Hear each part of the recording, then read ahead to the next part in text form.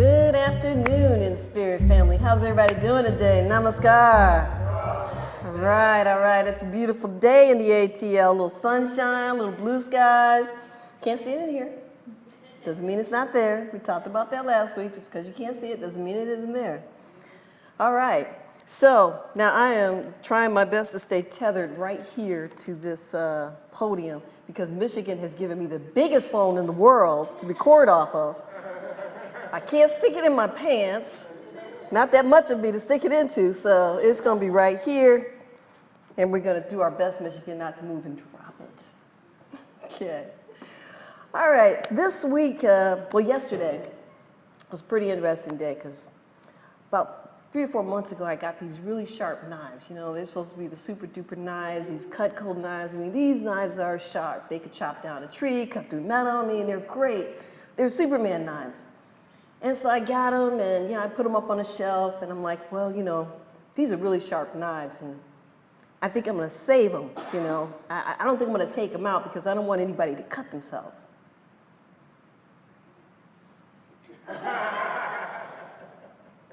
Yes, it was me. So my daughter was, we had all these peppers and onions and all this good stuff we were going to chop up, and I'm like, hey, I'll bring out my great knives. We're going to chop up some vegetables here. We're going to really chop them up really fast because we got the super duper knives. And I'm chopping up the potatoes, and I'm chopping. These knives are great. Chop, look up, ow. I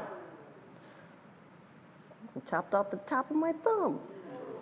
Yeah, it was kind of gross and kind of nasty. And, it was off. I should have called you.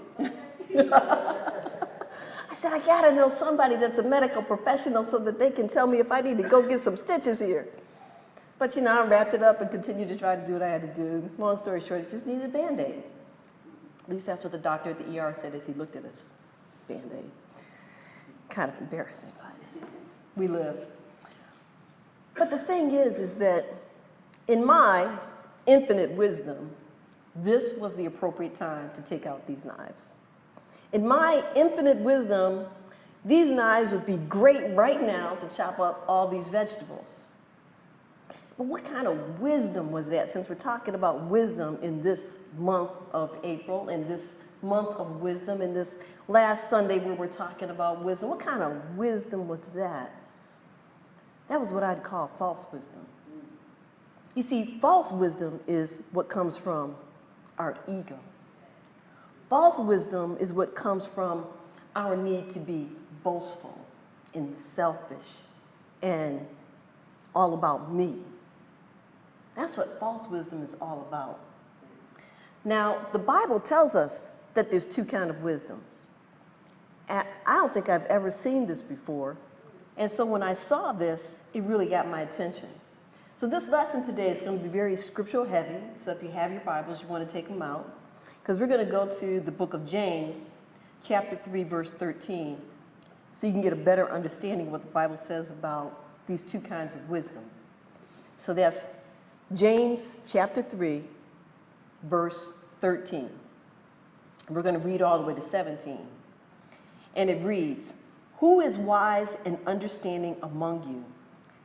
Let him show it by his good life, by deeds done in the humility that comes from wisdom.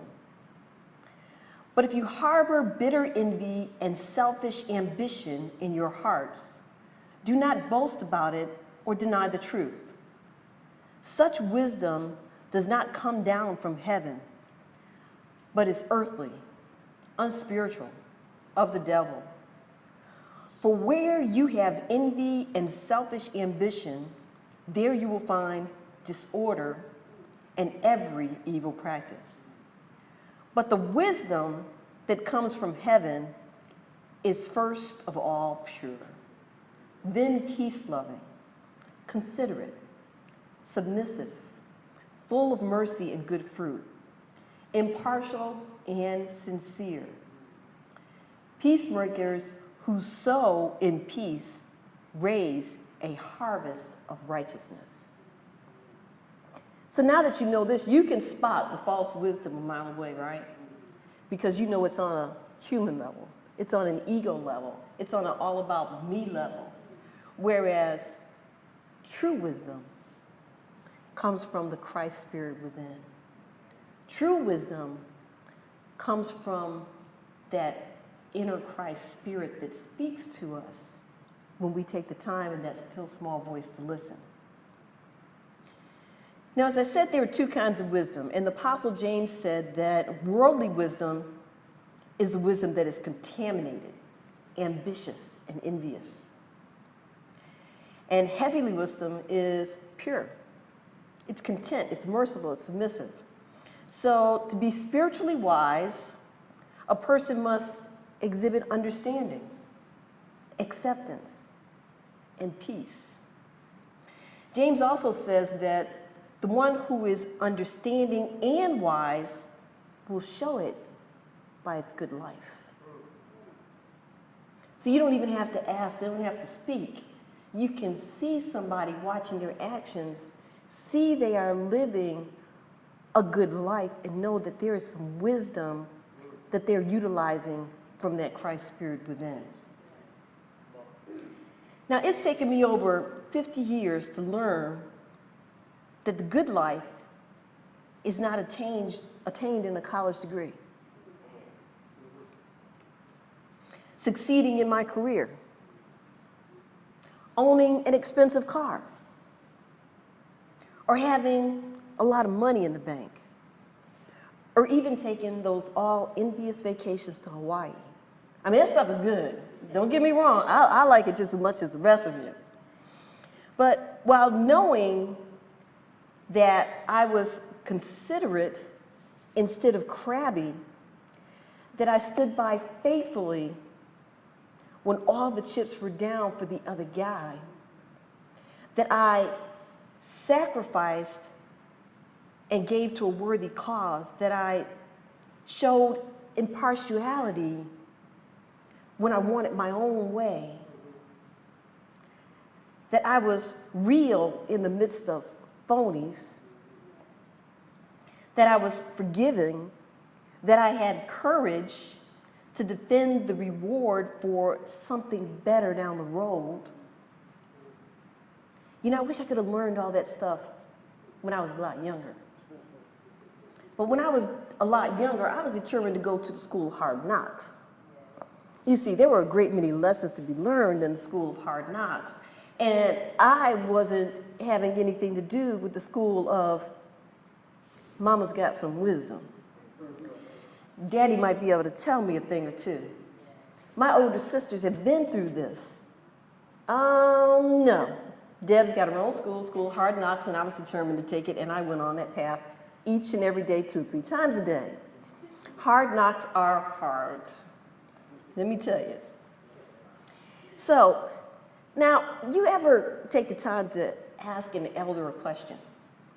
You know, your grandparent or an old lady, an old man, you know, somebody that's been around for a while. You can ask them almost anything.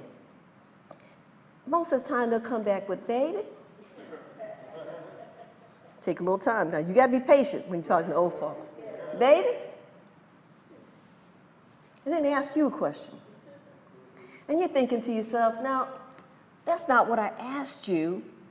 And they can see the impatience in you. They're like, oh, now bear with me now. Now, baby, what is this going to do for you? You know? Now, baby, did you think about those other people? Now, these series of questions bring you around to finding the answer for yourself. And that's what wisdom does. Wisdom helps you to find the answer yourself. Wisdom helps you to reach deep down within for that truth that we all know is within us to find the answer for ourselves. And so when we have patience with that elderly wisdom, we are allowing ourselves to have patience with ourselves. We are allowing ourselves to reach down and get something that we already had, we just didn't know it. And now we've learned how to exercise it. Because they gave us a path towards that wisdom. They gave us a way to reach that by, first of all, having some patience with ourselves. By, first of all, taking some time to go within for an answer. by getting some understanding of what it is we truly want to know and to do. Now, our next scripture is Proverbs chapter 4, verses 5 through 7. Give you some time to get there.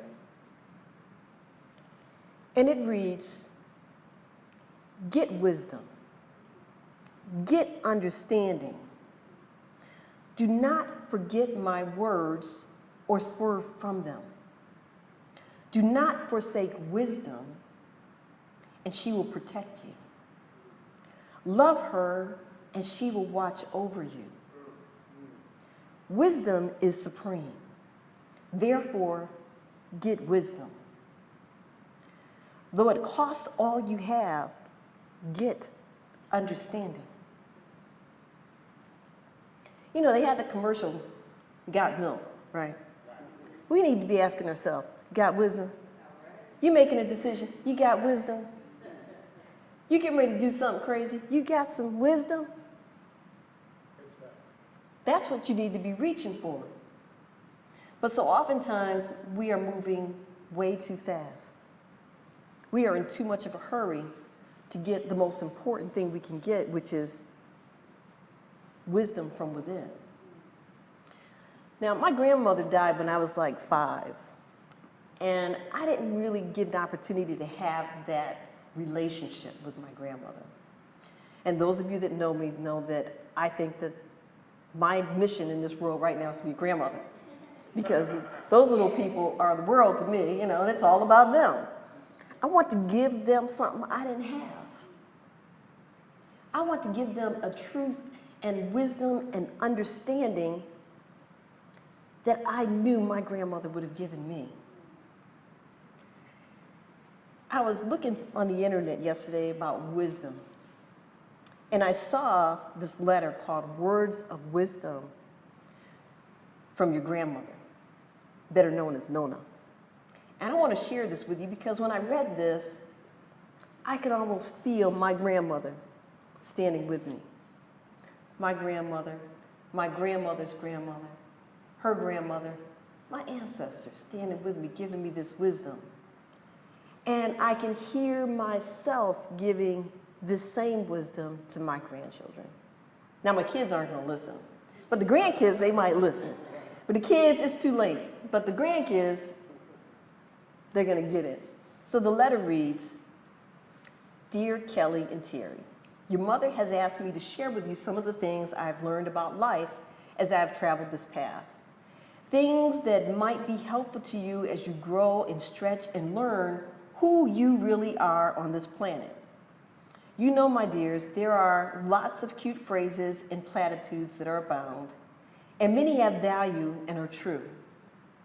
I want to speak with you about some of the things I've learned about my life that I believe speak to core values and how I want to live my life, even if I don't make it all the time. So with these caveats, listen. First of all, life is what you make it. You have the power and make the choice to create the life you want.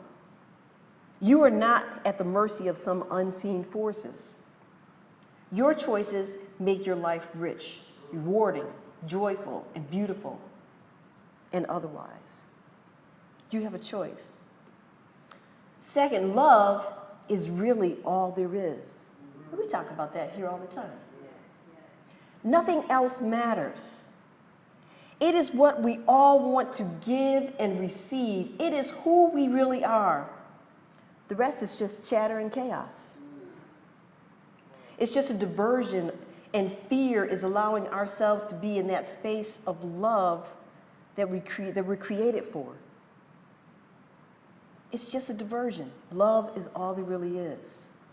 3, give your love freely, and it will return to you tenfold. I mean, we sit here with the envelopes, we put love in them, we give them out, and we bless them, and we know that they're going to be multiplied. Sometimes all you got to do is put love in the envelope.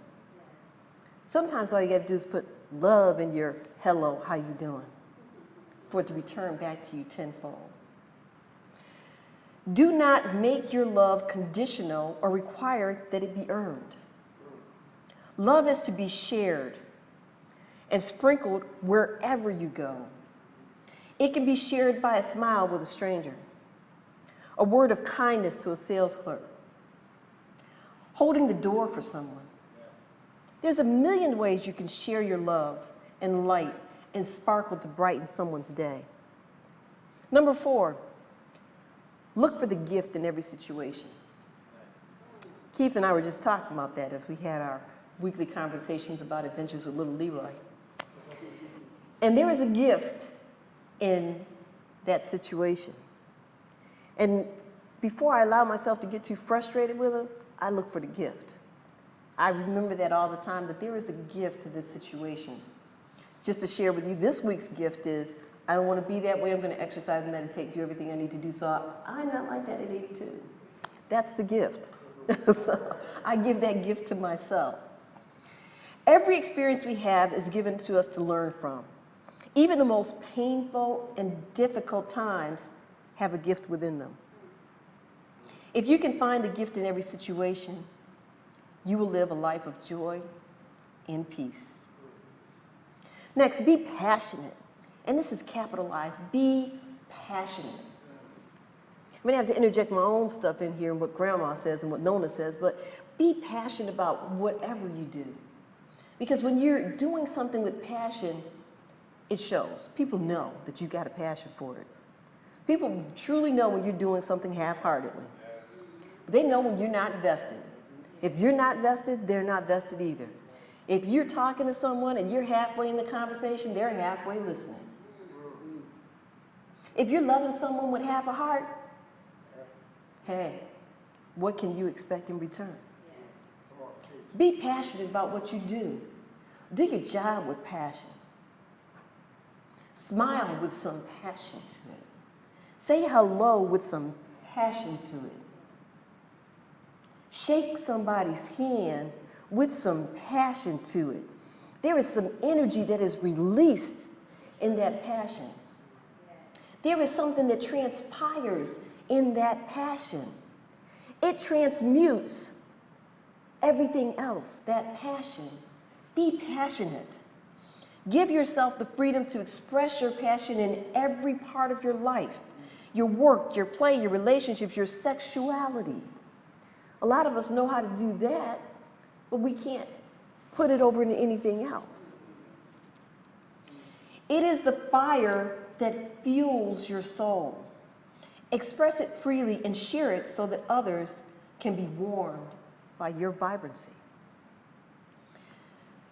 Your personal integrity cannot be bought or sold. Ooh, now that's a tough one. I did have to go to the school of hard knocks on that too. Your personal integrity cannot be bought or sold. Don't sell yourself out at any cost. If you did something wrong, own up to it. If you did something right, own up to it. Be a person of integrity. Be a person of your word. I may not have it every single time, but I strive to be a person of integrity. And I find that I have a lot more peace in my life. It may not be comfortable at the moment. You're standing there and your boss asks, well, did you crunch the numbers? Knowing you're supposed to crunch the numbers. No, I didn't. I just didn't do it. You know you look bad at the moment, but it's the truth. And that little bit of truth can go a long way. Because it's a time when you really need somebody to believe you and know that you're telling the truth that will draw back on to this little truth. It's those times that people will speak to and know that you're a person of integrity. So your personal integrity is important. It is what allows you to sleep well at night. Doesn't a lie make you toss and turn? Do not compromise what you believe to be true of yourself in spite of what friends, the crowd, or anyone else says. The ends do not always justify the means. And I'm going to tell you what my mom said. She had some pearls of wisdom. I know she got it from grandma. So I'm going to just say my grandma said, what's done in the dark comes out into the light. Every time. Every time, believe it. Next, quick and dirty is rarely quick and always dirty. Do your best at everything you do. Don't take the easy way out. It does not seem, it's not right, and it won't feel right. Next, we are all connected. I know you know we're all connected because I know you feel me right now. And if we weren't connected, you wouldn't be feeling this passion that I'm delivering this message to you with.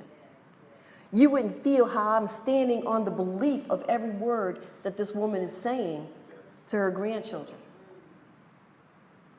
We live on a planet where what each of us does impacts the other. You may not see it right away. You may never see it directly at all. But what I do affects Server. What Server does affects Keith. What Keith does affects Jehudi. And when Jehudi does it, we're all affected. Be responsible on how you live with your neighbors near and far. We are all connected. Evolution works. You believe that? Evolution works. Because the better I am, my children will be that much better. The better they are, their children will be all that much better. Your mother is tenfold the mother I was, and you will be tenfold the parents your parents are. Learn to love yourself, and the rest of your life will be easy. I watched this show today on Super Soul Sunday. Dr. Christine Northrup was saying that she does this exercise every day where she looks in the mirror and she says, I love you. Not that kind of, oh girl, you got it going on, I love you. Not that kind of love, but the kind of love of, I love you just as you are. You don't have to prove anything to me. I love you. That person standing there in the mirror. I love you no matter if you think you have the ideal body, no matter if you think you have the ideal job, no matter if you think you have the ideal relationship, no matter if you think you are a person of integrity, I love you just the way you are. Because we all know, and we said it right here, that if you don't start loving you first, you can't love truly anybody else. So learn to love yourself, and the rest of your life will be easy. When you can love yourself, you can love others, and that is all that really matters. Give people the benefit of the doubt. That's a little hard sometimes. I can give you plenty of examples of how difficult it can be. You can be walking down a dark street in not the best of neighborhood and see a gang of young men walking along. And your instinct automatically goes to, should I be afraid? Do I have a reason to fear?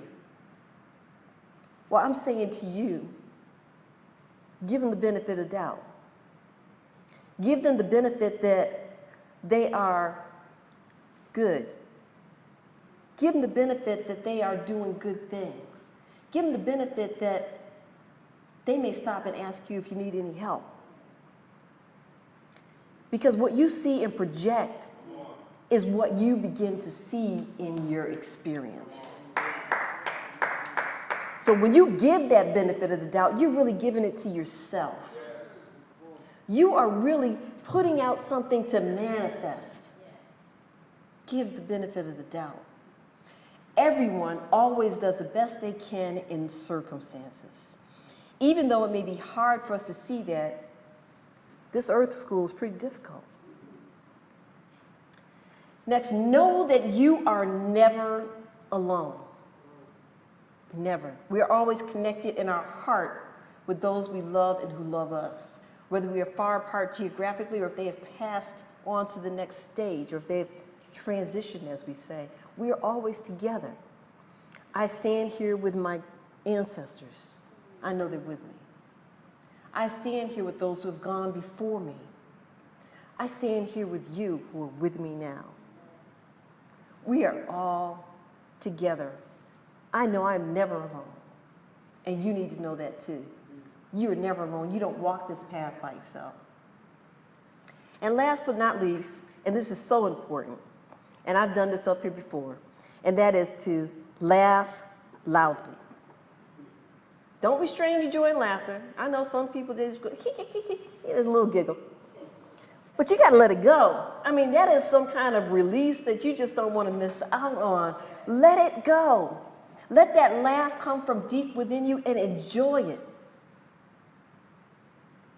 Enjoy life. Enjoy life. Enjoy life. You got to be in it to have joy of it. Is that my session? Is it 20 minutes now? Oh, you just put some music on. I wasn't sure. I tried to check my clock, and I'm like, I don't know what time it is. It could be a little late. I may be running a little over. But anyway, so as it goes on, it says, after this letter, take the words you want and toss the rest aside. After all, it's all about choices, and I trust you will make the best ones you can for yourselves. Love, Nona. I hear my ancestors in these words. I hear words of wisdom in this letter. I hear the wisdom that I will give to my grandchildren and those who will listen. Our last scripture comes from 1 Corinthians chapter 2, verses 6 through 13. As I close, and it reads, "We do, however, speak a message of wisdom among the mature, but not the wisdom of this age or of the rulers of this age. We are coming to nothing. No, we speak of God's secret wisdom, a wisdom that has been hidden and that God destined for our glory before time began. None of the rulers of this age understood it, for if they had, they would not have crucified the Lord of glory. However, it is written, no eye has seen, no ear has heard, no mind has conceived what God has prepared for those who love him. But God has revealed it to us by his Spirit. The Spirit searches all things, even the deep things of God. For who among men know the thoughts of man except the man's spirit within him? In the same way, no one knows the thoughts of God except the Spirit of God. We have not received the spirit of the world, but the Spirit of God, that we may understand what God has freely given us. This is what we speak, not in words taught by human wisdom, but in words taught by Spirit, expressing spiritual truths in spiritual words. Inspirit family, these spiritual truths, these words of wisdom that I share with you today are in you because God has given them to you already. All you need to do is to share this wisdom with somebody along your path. Share true wisdom. Leave that false wisdom alone. Don't cut your hand. Don't go by the ego. Share some true wisdom.